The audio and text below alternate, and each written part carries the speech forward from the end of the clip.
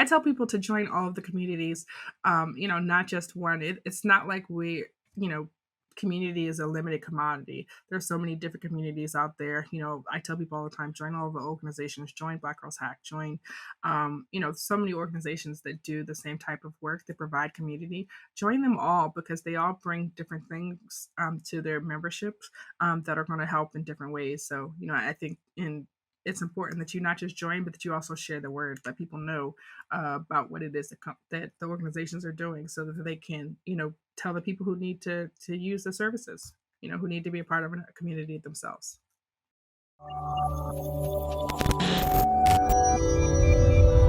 Hello and welcome to the Cybrary podcast. I'm your host, Will Carlson, Senior Director of Content here at Cybrary. And I really couldn't be more tickled to be joined today by a really amazing guest doing such important work in the cybersecurity space with such an interesting background and kind of a story about how she got where she is. Um, and not just doing cybersecurity work, but again, trying to grow and do so much more well beyond just herself. But I'm joined today by Tennisha Martin, the founder, president, and executive director of a really amazing nonprofit, Black Girls Hack. And I won't, Tanisha, even try to tell the story about Black Girls Hack and what's so important to you and to your team. I'll get out of your way and let you tell us all kind of what that's about, the genesis story of Black Girls Hack, and the amazing thing that you're gonna do in the world. Absolutely. That sounds amazing. So I am Tennisha Martin. I am the executive director for Black Girls Hack. We are a nonprofit 501c3 organization that's set up out of Virginia, but we operate throughout the world. And we provide a place for people who are trying to get into cybersecurity to basically meet with other like-minded folks. We do mentoring, resume reviews, hands-on ethical hacking training, study groups, anything basically that stands between you getting into cybersecurity. Those are the things that we provide. So I'm really excited about this. And to Will's point, this was basically started just based out of my own frustration trying to get into cybersecurity myself. I tell people all the time, I have 5 master's degrees, and I was trying to get into cybersecurity, and I was not getting anybody calling me back. And I realized that there might be some people who don't have as many degrees and don't have as many years of experience, just in the workforce as I do, who are trying to get in, who have some of the same questions, have some of the same issues. So I started Black Girls Hack originally as an Instagram page, just to share resources, free books, free trainings, ways for people to basically, reskill and upskill themselves to be able to get into the cybersecurity industry. And it kind of grew from there. We ended up doing meetups where I was teaching people basically 6 days a week when we first started, on hands-on ethical hacking skills, just showing them, walking through try hack me and hack the box, or basically whatever was the hacking platform of the day, just to help people think about how to approach problem solving from an ethical hacking standpoint. So we've obviously grown since then. When we started, it was just me, and now we have maybe 50 or 60 different volunteers, and we've got maybe 1,000 members throughout the world. And the organization has definitely grown, but I'm excited to where we're at, and to see where we're going to be moving forward.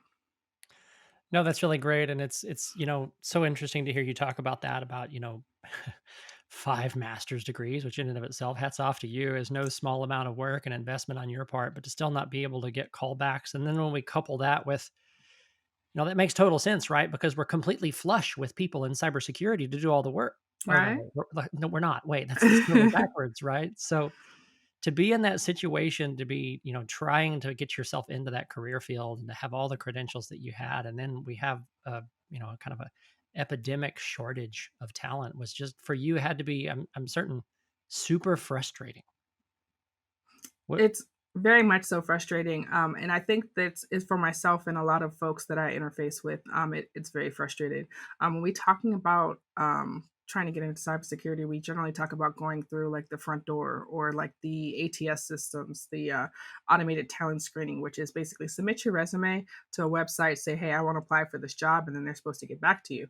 And a lot of times, myself and other people as well will submit their resume, and then they'll get like, basically insta rejection.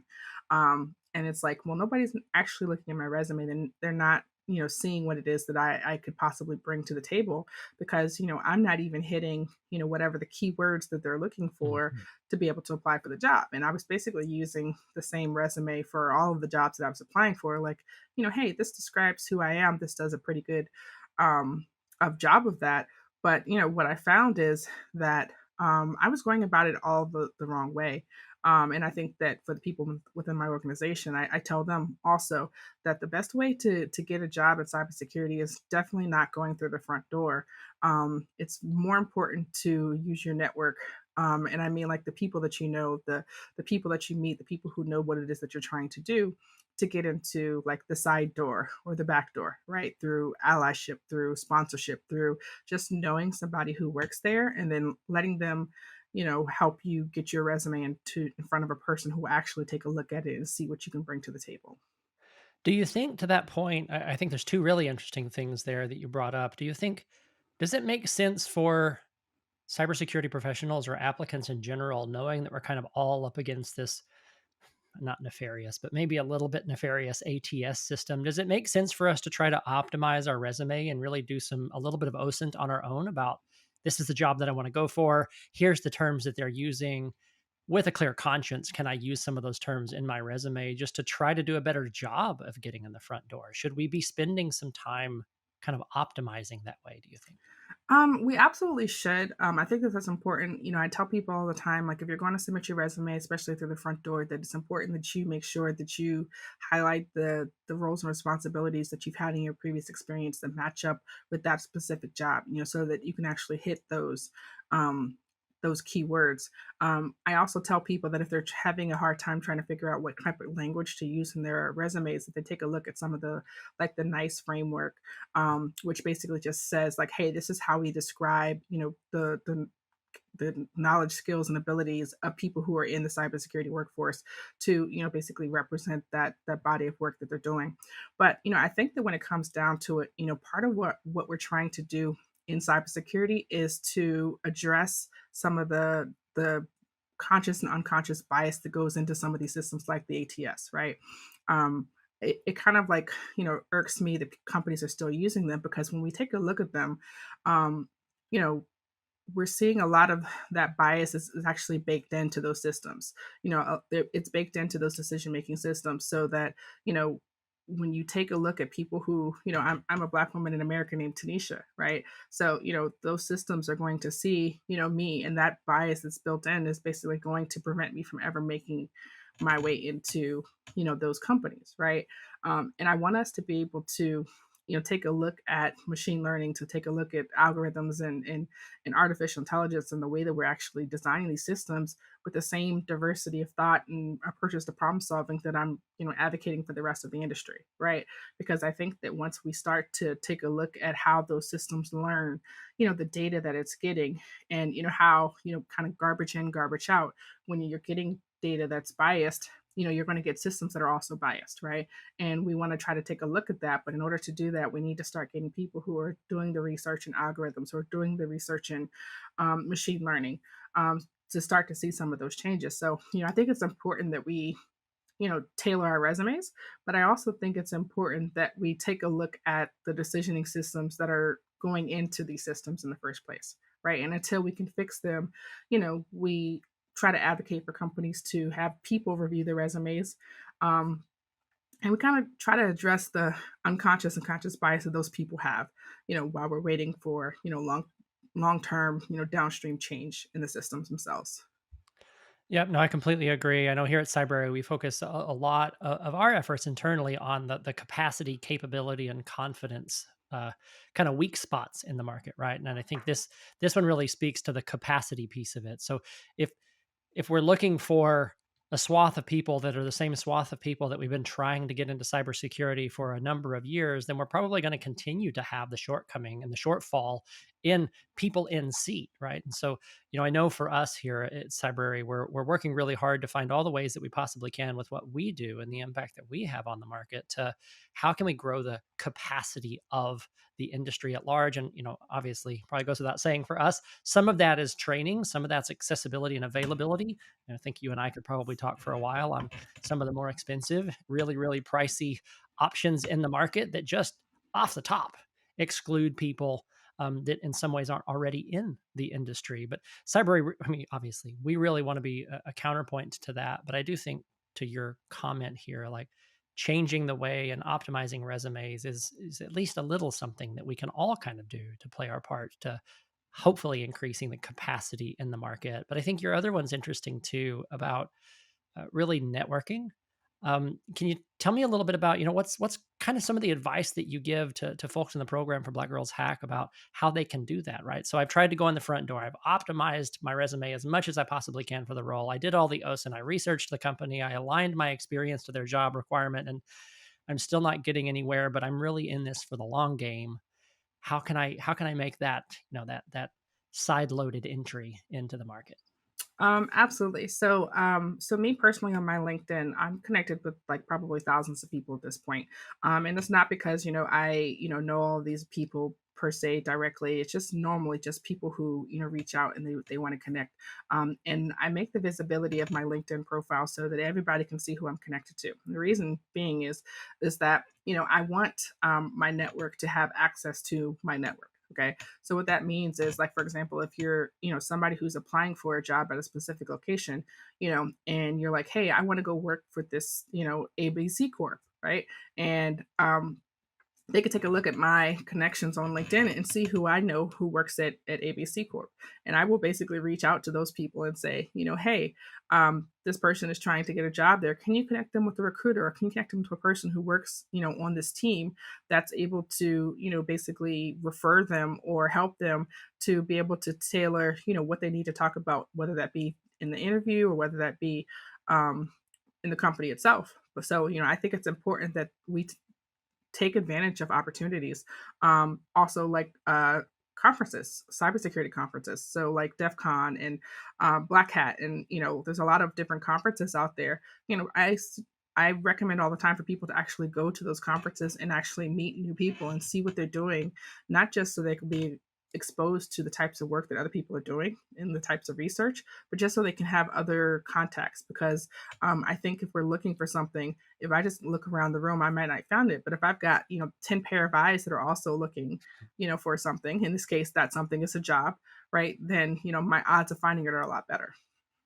No, I love that you said that, right? So one of the questions I had kind of teed up in my mind to follow up on, you already pulled out from underneath me. So thanks so much for that, Tanisha. I'm going to have to think on the fly a little bit more. But now my question was going to be, and I think you have a great answer to it, was, you know, coming in through the side loaded way, some people I've heard them push back and say, well, yeah, that's slow. And why should I have to wait that long and make all those connections to get into the industry? But your very first example, I think, was just so on point, and that was leverage the people that you have today and the people that they're connected with. So is it great to go to meetups and to build your own network? Sure, 110%. But you probably have a network of people that you may not realize, and somebody knows somebody that you just have to ask.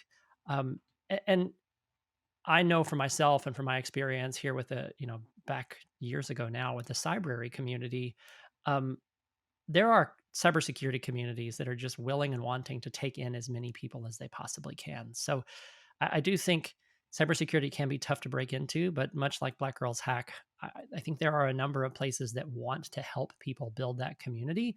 And once you get your foot in the door, I think in one of those types of organizations with people that are willing and happy to help you network, because we all believe it really solves our bigger problem, then it short circuits some of that answer. I wonder, I'll give you a little bit of time to answer that question that I've heard so often. Well, great, but that side loading approach is so slow. Would you have anything else other than your, I mean, again, initial and wonderful answer without even knowing I was going to ask? Absolutely, I do. So, I think we had before we got started, I was talking to you guys about just like scheduling. And a big piece for me of what I do day to day is trying to make relationships for companies that are hiring, right? Because we're not just trying to get people trained, and we're not trying to, provide an environment for them to basically exist and to grow with, but we're also trying to create, pipelines to employment, right? So what we're trying to do, for the people who are like, hey, the side door, you know, that approach is going to take a little bit too long. I need something a little bit more immediate. We have, relationships with different corporate entities within, the cybersecurity world that are actually hiring right now, whether that be entry level, whether that be interns, whether that be, seasoned people who are looking for jobs right now. And as much as possible, I try to make those relationships, throughout the industry, so that people just know what it is out there, and they can know where they can apply to. When you think about applying for a job, folks usually go to the same types of places, like the Indeeds, the Glassdoors, the, maybe the LinkedIn, right? But it's like, there are employers that are out there that people may not realize are, very big on cybersecurity. Every company, in theory, every company out there should have, a very robust cybersecurity workforce, right? So all of those companies should be hiring. And so one of the other things that we do on a fairly frequent basis is have lunch and learns with companies that are hiring to let people know, like, hey, these are the types of people that they hire. These are the types of people that they're looking for. These are the type of skill sets that we're looking for. And then we partner with organizations like Cybrary, where we can help people to reskill, to upskill, to, get training in areas that they may not be as solid in, so that they can be able to speak to those things when, they're applying to these companies, right? Because, I think that the companies don't necessarily just care about, your education, and don't care just about, certifications. They also, at least in my mind, should care about like what it is that you're working on, what it is that you're passionate about, whether that be like a subsector of, testing, or like mobile forensics, or, mobile penetration testing, or, I'm taking a look in the mobile space right now, but like there's so many different, areas that people just may not know. We did a class for our members. I think it was last year, if not 2020, on mainframe penetration testing. Hmm. People are like, "What do you mean mainframes? Are people still using this?" Most of your faves still use mainframes in 2022, right? So, this is again a very niche sector of people who can, go and work on these things, right? And I'm sure that they can command very large salaries because, it's something that people may not necessarily know about, but it's something that is absolutely required. So, we try to, as much as possible, you know, provide the connections to the companies that are hiring, but then also provide exposure for people to say, hey, this is something else that's out there that might be a good combination of, the skills that I bring that I might be able to, enjoy. Do you find with the people that your company engages with, are they looking for pure cybersecurity roles? Like, I want to be an analyst, I want to be a penetration tester, or do you find that the community of folks that you serve have a bigger understanding of cybersecurity? And I'll explain what I mean about that. Right. So, governance, risk, and compliance, audit. So many. I primarily have a small to mid-sized business background, and not all of the companies that I worked with had a dedicated cybersecurity team. But to your point, we all had cybersecurity needs. So the more cybersecurity aware and enabled a network administrator was, or a system administrator were, they deal with tasks that are cybersecurity tangential all day long, every day. And without strong professionals in those roles that do that, then we're probably all going to fall flat, and or our alert queues are going to be blowing up, and our pen Right. tests are going to be really simple. So I wonder, are you finding people in the conversation view cybersecurity kind of in that same broad approach that I would, or are they a little more narrowly focused on more pure cybersecurity roles? I think it's the broader approach that you're talking about, right? Because when I started, I'm like, all right, well, Black Girls Hack, that, on its face value says we're talking about basically Black women who are ethical hacking or penetration testing, something of that nature, right? But if you look at our range of service offerings, we have people who are doing GRC things, we have people who are doing like blue team things, we have people who are doing cybersecurity marketing or HR or training things, right? Curriculum development, for example. The umbrella of cybersecurity is so broad, and the same way that we don't just restrict Black women from joining our organization, we've literally got everybody under the rainbow, men, women, non-binary, everything racially. they can welcome to come hack with us. The definition of hacking is really broad. They don't necessarily have to be, you know, per se penetration testing or doing something that's specifically hacky, right? It could be like people hacking, or it could be like people who are lawyers, or it could be any um any vertical out there, as long as it's cybersecurity adjacent. And a lot of people feel like, hey, I'm a system admin, am I a cybersecurity, just because your title doesn't necessarily say cybersecurity, that doesn't mean that your roles and responsibilities don't include that, right? And a lot of people need to just be made aware of that so they can think outside of the box, right? Because just because your job doesn't say cybersecurity analyst or engineer or whatever, it doesn't mean that you're not doing something in cybersecurity. Because ideally, everybody should be thinking about cybersecurity no matter what it is that they're doing. Yeah, so many people in compliance. I have a bit of background in PCI. I don't know any of my titles having to do with payment card industry, data security standard. They may have never said cybersecurity, but I would be hard pressed for anybody to say that that's not a It cybersecurity function, absolutely is. either from the audit perspective or from the technical implementations perspective. Or, it's just so interesting. The titles are so big, and I'm really encouraged to have you tell us that people that you're seeing are looking at it that way and embracing it that way, because it really is a big field. And I think when we have a narrow definition of it, we take that capacity part of the market and we just continue to shrink it down. Um, Yeah, and I think that we people just need to take a look at, I think the overall umbrella a little bit more. And I'm saying not just people who are hiring, but I think people also who are looking for jobs. Because realistically, when you look at job descriptions, they'll be like, I need this person, and they approach it from a very like recipe oriented, like checkbox. You need a half teaspoon of this, and I need a CISSP, and I need 5 years of experience, and I need these specific things. And I think that part of the reason why we have such a large number of positions open, and a large number of people who are looking for jobs, but then like we're not actually making those marriages, is because we're approaching it in a very prescription manner, when it really shouldn't be that way. It should be more like, what are the skills that we need for this person to bring to this position, right? And then within this position can we actually teach? I feel like a lot of the technology, the company specific things we can teach, right? We really just need somebody who thinks outside of the boxes, who has different approaches to problem solving, who understands security, who understands what needs to be done, and maybe not necessarily 10 years of experience in this tool that's been out for 2 years, whatever the foolishness that we see out here in these job descriptions. So, I think that, we need to, as an industry, take a look at, people who have the potential, people who are basically using tools like Cybrary to upskill themselves, to, increase their knowledge sets so that they can be, more competitive for jobs. And they need to take that into consideration, when they're hiring them. It's always so funny. You mentioned tools that have 10 years experience for a tool that's been around for 2 or 8. Unfortunately, we definitely still see some of that. But another one that I've run into before is, job descriptions that will have a specific tool listed. Like, you need to have used this SIM. And they don't say it as in preferred or strongly preferred, or it's just an assumed fact. Like, we only will take people that have used this particular tool. And I always think that's so funny, because at no point in my cybersecurity career was the tool stack that I was using a stagnant thing. Mm. So, yeah, we're using that particular SIM today, but in 6 months when that contract is up and it's more expensive than we wanted it to be, and we poll the team and the engineering resources that support it, and everybody says, "Yeah, that tool's no good. We want to consider a new one." Now all of a sudden, that thing that was on the job description that you absolutely had to know, we're not using anymore.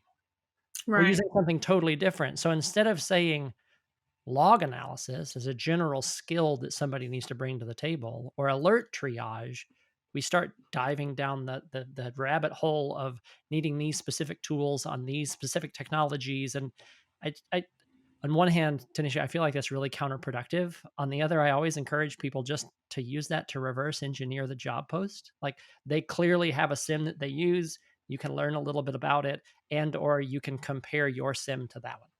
Absolutely. Or the companies that actually will develop a proprietary tool that they use, and they want you to have experience, but then, you're not actually being hired to that position to be able to get experience for that job. It's just like it's a, a catch 22 type of thing, like Yeah. how do you get ID if you need ID type of thing. And, I think that, like you said, we need to take a look at people who have an understanding of what to do with the logs or what to do with the subs, not so much have specific knowledge of this specific tool or this specific, company's tool product, and but that's typically not what they do. They approach it like a very prescription thing. Like, do you have access to this specific tool that we may not even be using, a year from now?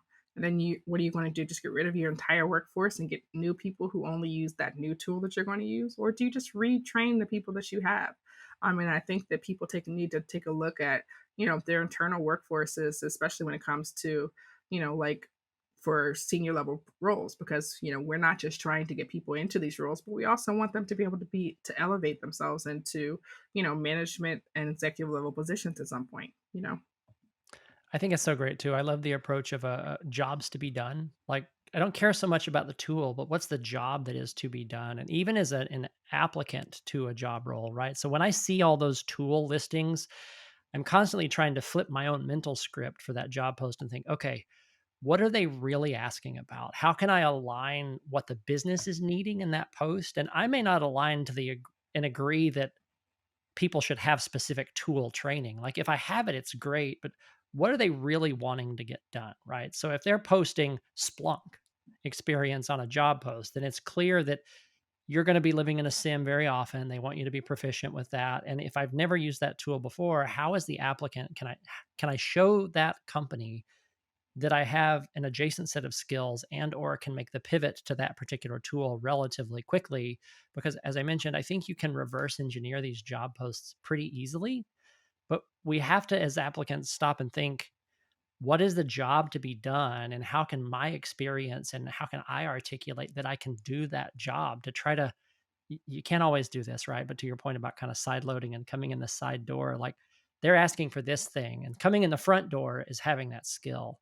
But how do I pivot that and flip the script to come around the back on them and go, you know what? I've never touched logarithm before, but I've lived in Splunk, I've lived in Alien Vault, I've lived in these other sim tools.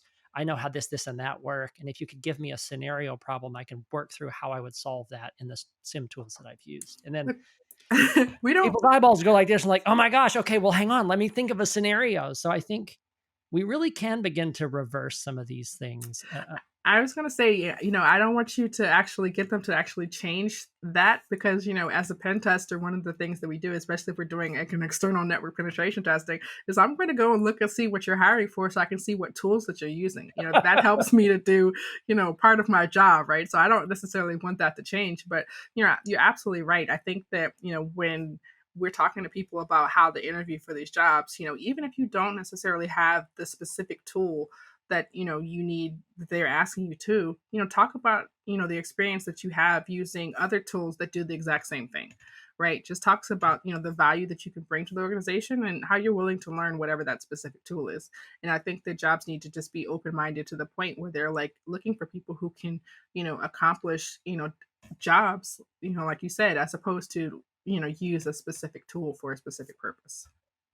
Yeah, it is so interesting, right? I know I've had the privilege and or curse of going through a number of certifications in my career, for better or for worse. That's a topic for another day. We won't go down that rabbit hole at all. But I know one of the ones that I personally appreciated the most, and just my personal opinion, so take that for what it's worth, but was ISACA's CISM certification. Hmm. And that was really because it leaned in so hard on kind of this topic, right? And it's, how does cybersecurity inform the objectives and the goals of the business? And I think as cybersecurity professionals, we need to really think about that. And as an applicant, if you can do that well, I think in my experience and from what I've seen with folks, that really gives you a bit of a leg up. Um, I'll say that another way. I know some cybersecurity professionals that think cybersecurity should exist for its own merits because everything should be cyber secure. And although I understand that and I appreciate that, and as a consumer whose information is kind of floating everywhere from no fault of my own, I wish we were better at that. But it is a little funny when we stop and think, would an organization spend $1 million on a mitigation that solved a $500,000 problem? No, certainly we wouldn't. So I think as cyber professionals, circling this back around, when we're in that interview, if you can align with the businesses and security teams' objectives and state how you can solve real problems for them separate from the tools that they're using, I think that's really what these there are some less than noble folks searching for talent for sure, but the bulk of people in organizations, that's what they're about. Is can I find a candidate that solves a real problem for us today based on just an interview? So I think it's a tough situation for everybody a little bit, right? And the more articulate as applicants that we can be, the more reversing we can do on their job descriptions and aligning our skill Absolutely. sets to their needs. Um, I think it starts to change things. And none of that is me saying this is all on us as applicants. That's not it at all. I think the industry has a large, we have a lot of room to improve as hiring managers and companies as well. But I do think, I guess my point is, as applicants, we can flip the script. We can take some of this into our own hands and make some change here too, that I think is really powerful when we align to the organizations that we're trying to serve. Absolutely. I mean, I think that, to, I would say that for applicants, it absolutely is your business to know what the business of the company is, to know, why it is that they're protecting and doing what it is that they do, right? Because if you don't know, what the crown jewels of the company, if you don't know what they have to, have an interest in protecting and why that matters to their business, then, you don't know what it is that you're doing or why it is that what you're doing is making a difference, right? And if you can articulate that, it makes sense, especially if you're talking to, for example, a hiring manager as opposed to an HR person, right? Because if you can explain to a hiring manager how, hey, I understand that you're looking for this thing, but I understand your business, and these are some approaches that you may not have thought about, right? They might appreciate that a Uh, lot more than, for example, an HR person who's just looking for you to answer, what a specific keyword or something in order to move you to the next phase, right? So, that's why I think it's important. We talk about, going through the side door, getting somebody to actually take a look at your resume so that you can be able to actually be able to tell them, hey, this is what I can bring to the table, because I think that most forward looking companies or should be willing to appreciate, that you bring, an approach to problem solving, and that you understand the business and that you can, attempt to problem solve some of the issues that they may have. And I think that that's valuable for a company, and you can teach the technical skills. It's so interesting as we've talked about this, and I've continued to think about Black Girls Hack as the name of your organization. That I think some of what we're talking about really is, as applicants, how do we hack the application The people, process for our yeah. own benefit? And that's why, when we talk about like hacking, a lot of people, like I mentioned, they think specifically we're talking about penetration testing or ethical hacking, but a lot of it is, hacking the system, hacking the process, hacking the people, taking a look at how things are done and figuring out what people didn't consider, and I think that thinking outside the box is a very big part of what we're asked to do as cybersecurity professionals. And I think that that's a skill that people need to value and look for more so than a lot of the other things. I can teach anybody, the step by step process, but Oh, yeah. teaching people like how to think outside the box, in order to be successful, specifically in my chosen area, which is penetration testing, you have to think about what developers were not expecting. There's a certain way that they intended this system to be used. What can you do outside of that? What did they not think about? What can, what's the what if factor? And I think that that's, what makes somebody at least good in penetration testing. And I think in cybersecurity as a whole, what were people not thinking about when they put this process together? And, all of the things that we're looking at, the job application process, the interview process, these are all processes, right? So like, think outside the box. How can you, break this process, for your benefit? It's my favorite by far general definition of hacking, right? It's that using something for an unintended purpose. And I we'll leave it up to the people whether they use it for a beneficial unintended purpose or a nefarious unintended purpose. Obviously, we're Right. gonna advocate for the white hat approach here all day long, but that that's the simplest version of hacking, right? I think way back when hacking was phone dorking, you got a Captain Crunch whistle and cereal box, and you blew it into the phone, and you were able to make calls for free. Like that's if that's something that the audience hasn't heard, go look up phone dorking. You'll find it in there, and it may seem like a I don't know an academic exercise, but it's not. I think it's a perfect example of what hacking really is, right? And where it started was, here's this thing that was designed to accomplish A. What else can that thing do? And I think, as we were talking again, like, here's a job post. This employer clearly put this out here to find somebody with 10 years of experience in this specific thing, using this specific tool for this specific outcome. How do I hack that? How can I reverse that in a way that helps me? Because to your point about as on pen tests, right? Those things are great. Like, what skills are they looking for? What new roles are they looking for that they haven't? But as applicants, you can leverage all of that too for your benefit. But and again, it's just a funny thing that Black Girls Hack. Why not hack the application process to help as well? Even what you led with in um, leveraging your networks. That's a little bit of hacking too, right? So how can I insert myself into a process with an agreeable group of people that will help me make a connection that might get me past that ATS that's in my way? You just got Yeah, to and find a way around. Like, so it's a pen test, right? it is, and I think one of the things that's been most surprising to me since entering, this field and doing this work is that people are willing to help. There are some people out there that are like, hey, I don't want to give you a leg up, or hey, I don't want to. But for the most part, people are willing to, hey, let me submit your resume, or hey, let me give you a mock interview. I've had people who've just reached out to me like, hey, let's talk about this beforehand just so we can kind of pregame and make sure that you're ready for the types of questions that you might be asked, so I can help you get ready. And I think that that in itself is invaluable. Using the experience of the people who came before you to make your life a little bit more efficient. That is, I think, above all else, my goal for Black Girls Hack is to help to make the role for people who are trying to get into cybersecurity in the future a lot more efficient than what myself and people who've been in trying to do this for a while you've had to go through. And I think just a lot of that comes from the experience of people who came before who are willing to kind of reach back and help. It's interesting. I think the shared suffering a litlittle bit in the cybersecurity space, Sure. right? So, like, I know on this side, a number of our content creators, instructors, subject matter experts, when Log4j hit the ground in a big way, it was like, full stop. Everybody's working 60, 70, 80-hour weeks, week after week after week after week. And, I think that's some of the guts of the community for cybersecurity. It's like, anybody that has the tenacity to want to come alongside us that are dealing with that and wants to deal with that too, well, they're the same kind of warped as me. And Right. let's help them figure out how to get into this field. So I that's been my experience too, is that, it may be a little uncomfortable. I don't know that our culture and society does a great job of surfacing community as a necessity anymore, maybe the way that we used to, but certainly in cybersecurity, it takes a village. It really does. This is a hard Absolutely. career. Like, we have to shore each other up, and this is a shared journey. And I think if you're just willing to jump in a little bit and maybe be a little vulnerable and uncomfortable, you will find a very welcoming community of people. You might have to look a bit. I'm not going to say there are not some toxic cybersecurity communities, because there definitely are. Right. But it's been really interesting to me.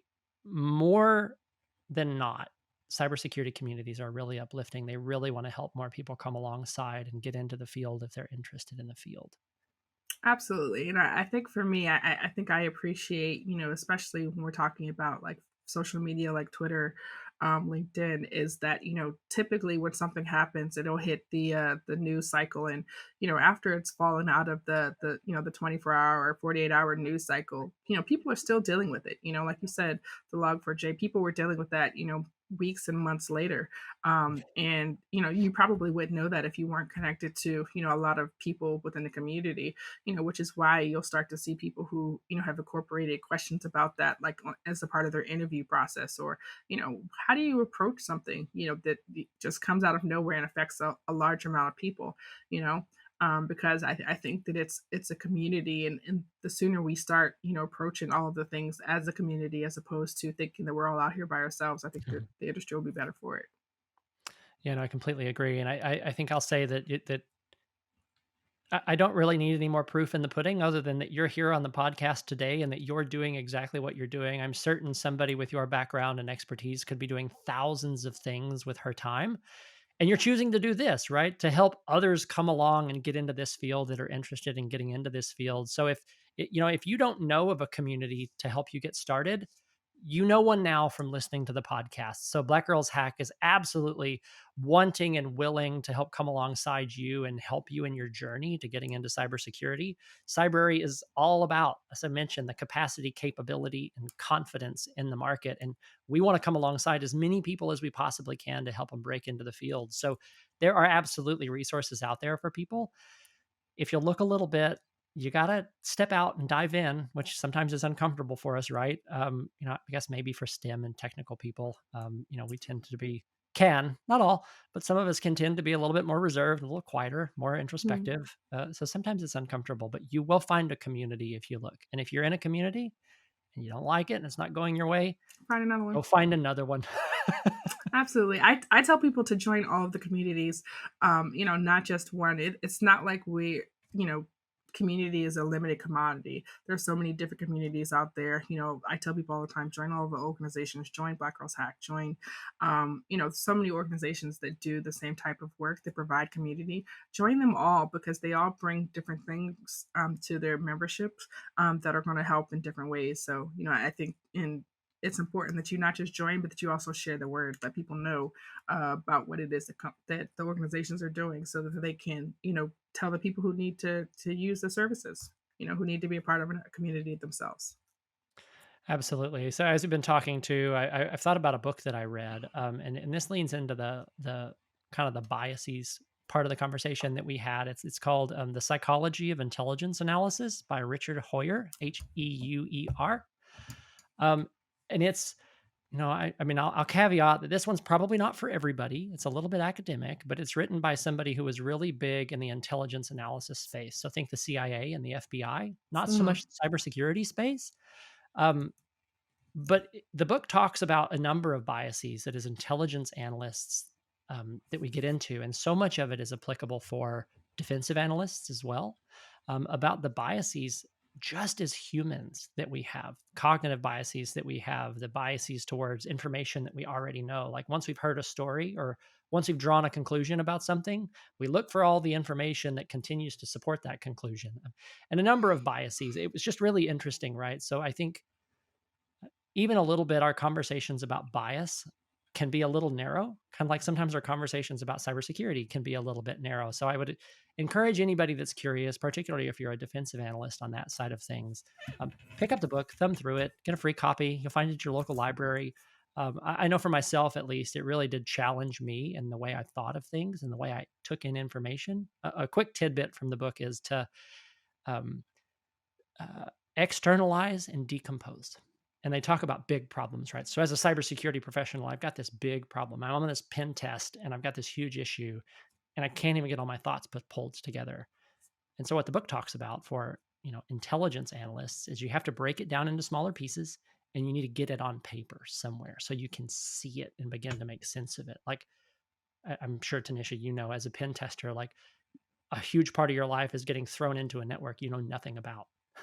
Absolutely. That's like And as soon as you can start 90% of my yeah, life. as soon as you can start to get a little bit of understanding about what's in that environment and what's kind of where and kind of get it together and get a mental map of that environment, then you're kind of off to the races, right? You know where to point your scans, you know what to go looking for, you know where the crown jewels might be kept. So again, all that to point out, it's a little bit of an academic book written for a And little bit of a different audience, and you but said it there's some was great Richard, core what was his things. last name? Hoyer, Heuer. I'll make sure we get it posted down in the show notes below. Okay. For anybody that wants to read it, I wonder, Tanisha, for you, any other recommendations like that, be it other communities that people can get involved in, resources that they can use, books that they can read to help kind of frame the way they think about cybersecurity? Absolutely. So, I actually just got a book recently that was about 97 things every cybersecurity professional should know. I think it's taught by, it's written by a lot of different folks in the space. So I would recommend that. I can't remember the name of the book, but I just got a book that's about, the thought process that goes in like to advanced persistence threats. Recently, and I can't remember. And it's like facing away from me right now, so I'm looking in my bookshelf. But like, there's a lot Well, of we can different get it from you and post it in the organizations. show notes, so no trouble there. But organizations. Women's Cyberjutsu is an organization for women cybersecurity professionals. Raíces is a organization for Latin cybersecurity and professional. There's Black Girls in Cyber, which is an overall umbrella. Minorities in cybersecurity are some of the organizations I work with.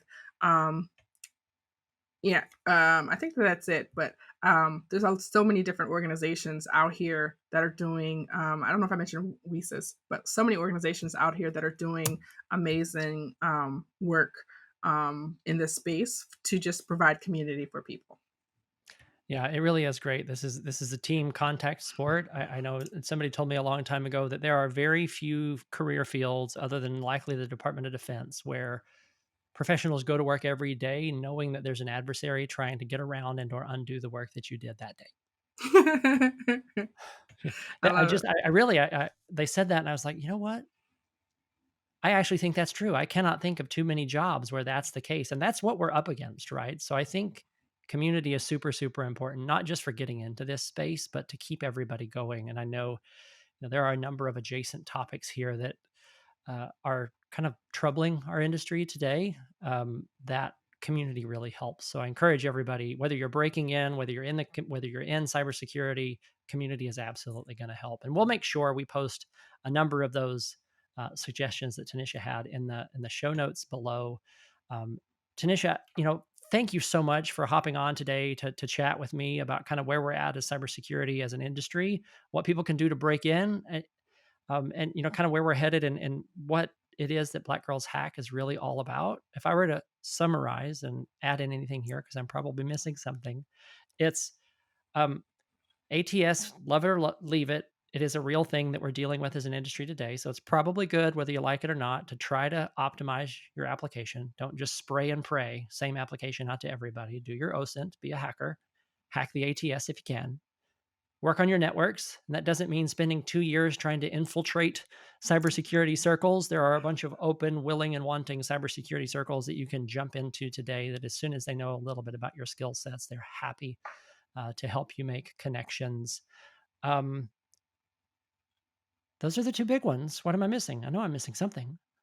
I think that's good. And if anybody wants to, they're welcome to connect with me on LinkedIn. I'll be happy to, open up my network to help people join the organization, join several organizations. This is a National Cybersecurity Awareness Month. So, Yes, it the is. theme this year is see yourself in cyber, right? So, find out what people are doing, see what interests you, and, start to make the transition and the move into the industry.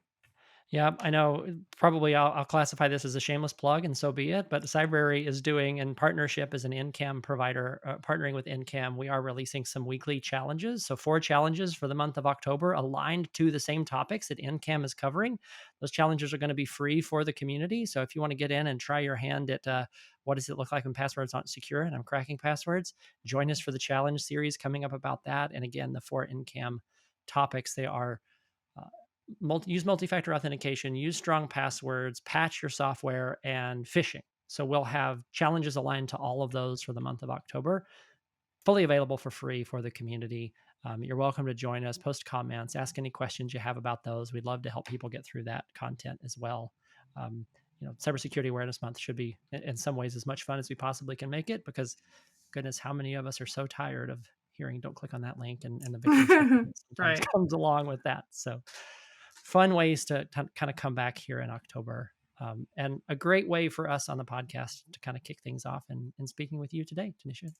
Awesome. Thank you so much for having me. It was a pleasure. Thanks so much.